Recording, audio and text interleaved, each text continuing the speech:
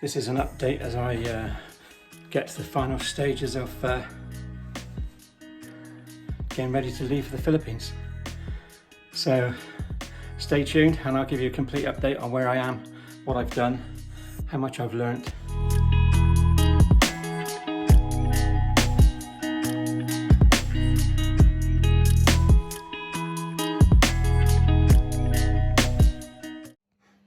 Well, it's 7 AM on Saturday morning and still a whole load of stuff to pack up.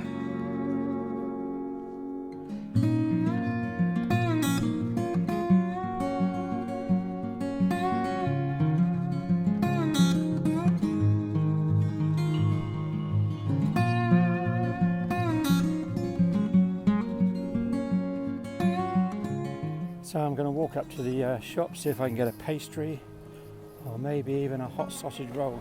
So as I said earlier, I think it's about time I did a follow-up video. It's freezing cold here this morning. It's bright and sunny. It's very cold. So I wanted to give you an update on where I am, and we've moved on quite a bit since the last one. And I'm well into packing boxes, although I have to say that I have packed and repacked. And I've made the decision that for all the things that I was going to take with me, I think I've just taken my whole home and my whole life, and practically and realistically that's crazy. So I'm going to leave quite a few things in my daughter's place, and Jason, my best friend, has offered to take in a couple of boxes if I need to. So that's what I've decided to do so far. Sausage rolls. Thank you, darling. Have a nice day.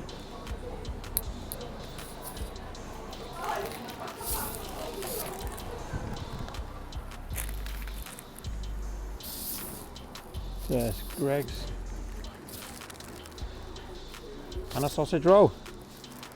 So just got my sausage roll from Greg's and heading back to the car, and then we'll catch up some more on the way over to Kirsty and Rob's, and I'll tell you a bit more about where I am.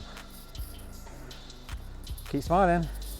You can't see me smiling, but I am smiling. Greg's sausage rolls. They are the best, but whenever I go in there I always ask them, are they out of the oven? Because I don't like warm sausage rolls. It's all right, I'm just fussy, that's all. But I went in there just now and I said, any sausage rolls coming out? And she was carrying a tray straight from the oven. So now I'm having a very hot and very nice sausage roll. All nice and clean.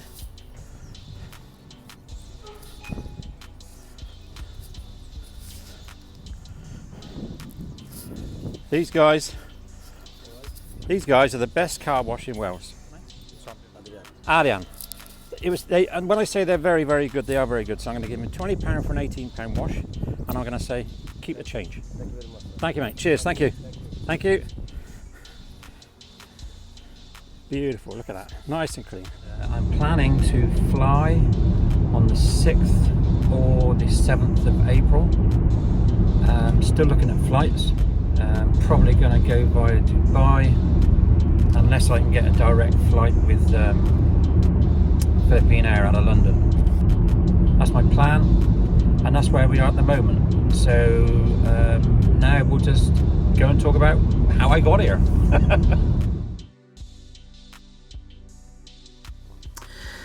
Just like to say before I start, thank you for the people that have subscribed and the people that watch the channel. It's growing slowly but surely, and I'm very appreciative of all you guys that watch, and of the guys that and the girls that send in the questions, and I hope that whatever it is that you've asked I've been able to answer, and I wish you all luck in the future. Okay, onwards. It's 9 PM in the evening. I'm sat in my flat, which is looking a bit of a mess at the moment, everything's packing up and getting ready to move. But my SRRV application is complete. It's taken a while, but we're there now. I'm packing the Balikbayan boxes.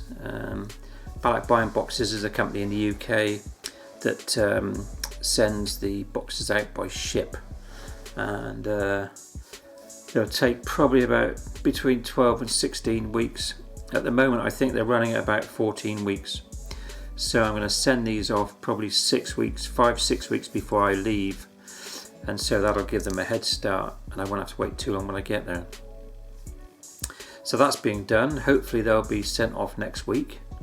I'm just looking at them from here and thinking there's so much to do. There is so much to do.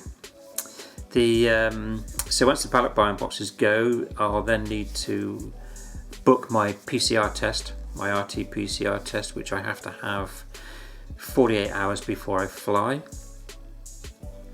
I'll have to pay for that, and I'll get the results back I think within 12 hours. But I need that RT-PCR test to actually get on the plane. Without it you can't fly. Well, certainly not to the Philippines anyway. I've also got a pack of lateral flow test kits, and I plan to take those in the 4 or 5 days leading up to me taking the PCR test. I'll have stopped work by then, so I won't be really interacting with a lot of people. In my job I work at a nuclear power station. It's a building site at the moment. Probably go online in 2027 or 26. It just depends on when they get it complete. But I'll have finished work in a few weeks' time, so I won't be intermingling with the 4,000 or 5,000 contractors that we have on site every day. So that's good, and it means that I'll be able to pack up the flat here where I live, and I'll go and spend a few weeks, 2 weeks maybe, with the family and the grandchildren before I leave the UK. So with all the paperwork done and everything in place to actually make the move to the Philippines, next thing I've got to really do is book the flights. I was looking at Turkish Airlines because they have a good baggage allowance with their tickets. But with problems in the area where Turkey is, I probably will now book an Emirates flight, go via Dubai with a layover there, probably between 2 and 4 hours, and then fly on to Manila. So that's probably the route I'll take. I've flown that way before, and Dubai's got a really good airport, as most people already know, and the facilities there are pretty good too. So it'll be a layover in Dubai and then fly on to Manila. The anomalies of arriving in the Philippines means that you have to have either a return ticket or an onward ticket, as your stay on a tourist visa to start with is only 29 days. There's no point worrying about it or arguing about it. It is what it is, and we have to do what we have to do. With our SRRV, we will get that all-important extension whilst they process the paperwork, and it would appear that will be done fairly soon after we submit our paperwork. So we won't have to fly on, even though we need to buy either a return ticket or get a throwaway ticket. Sounds very complicated, and it sounds really, but that's the way it is. With the cost of air tickets at the moment, they are high, but they are coming down. I have noticed they've come down in the last week to 10 days. I'm actually going to buy a return ticket, because a return ticket is usually cheaper than buying a one-way ticket. Very, very important is the One Health Pass. It's an online form that you must complete within 24 to 48 hours before you travel. You upload your COVID passes to it, and also your PCR test, your RT-PCR test result. When that comes in, you need to upload that to the One Health Pass as well. Once you've filled in your One Health Pass with a few other bits and pieces and information, passport, etc., tickets, then you're good to go. But without the One Health Pass, you won't get on the plane. And once that's all done, and you're good to go. You're good to go. And then it's, you're on the plane and Philippines, here we come. Of course, anybody that's already travelling to the Philippines or has been there before knows the procedures. And there are many people already there who have gone through the procedures. And it's not something, although it's easy to say don't worry about it, don't worry about it. I'm sure I will have some anxious moments before it's all filled in and I've got my PCR test result and everything else. But once I've gone through the gate of the airport, then I'm on the way, and that's it. That's it, done. I have a friend of mine, Paul from Manchester. We've been in contact over the last couple of months because he's going through the same process that I'm going through. He is just about 5 weeks in front of me. So he arrived in Manila on Wednesday of this week, and he's also, as I say, entering on the SRRV, and we've been talking since he landed, and everything went really smoothly. He travelled on Philippines Air, the airline, and so he flew direct from Heathrow.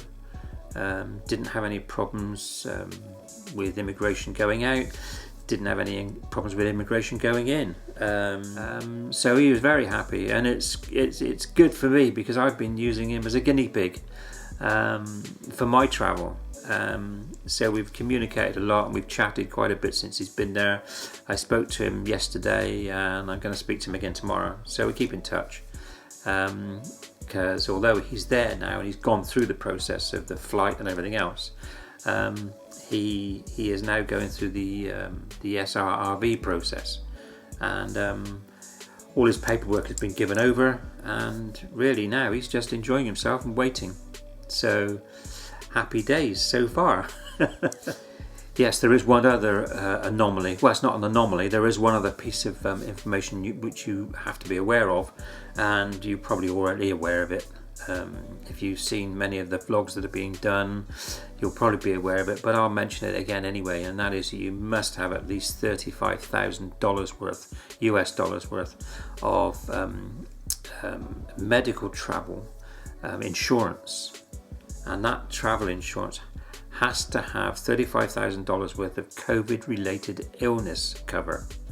Now many health travel policies will cover you for 5 million or 10 million UK pounds or US dollars, but you must make sure that there is a confirmation in there that specifies that you have at least $35,000 worth of travel insurance that will cover you for COVID. Really, I've seen one in the UK that I was looking at, which was the post office. They do a pretty good travel insurance package, but in their small print it said that there is no cover for COVID. So I could have bought that, got to the airport, and they checked it and they said, well, no, there's no £35,000 worth of cover, so you can't come. So be aware, you have to have it specifically specified. Can I say that? Specifically specified? It needs to be specified that it's over $35,000 worth of COVID cover. So just bear that in mind. If you've got that already, you're good to go. If you haven't got it already, be careful and check the fine print and make sure that it does specify it. So I've given up my flat. I'll be leaving on the 20th or the 21st of March.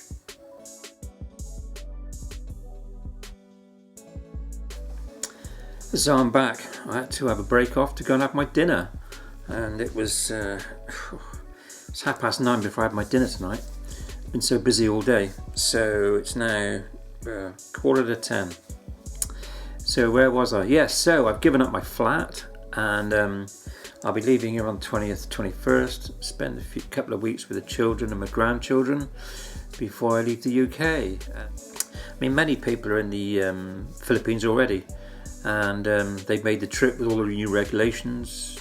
They haven't had any problems, not many people. I guess there have been a few that have got something wrong or just made a mistake, but these things happen, and as far as I'm aware, not many people have suffered too badly with it. I know some people have found that the vaccine pass hasn't been the right one and they've had to go into quarantine, but for the last week or so, almost every day they've been adding new people and new vaccines to the list, and so I think it's almost getting to the stage now where whatever vaccine you've had, it is okay to go to the Philippines and be accepted in there. So the situation now is that, as I say, a recap, I'm going to be sending my boxes off next week. I'll be booking my flights next week.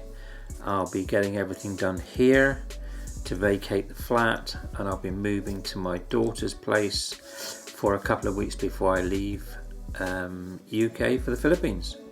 Everything else is in place. No more worries. Well, of course, we will have a few worries, but I think that's just anxiety worries, because we've done everything we can do, and we're ready to go. So I'll be logging my journey, of course, and making more videos leading up to the departure. And like most people, I'll probably vlog the whole trip from start to finish as well. In the meantime, stay safe, keep smiling.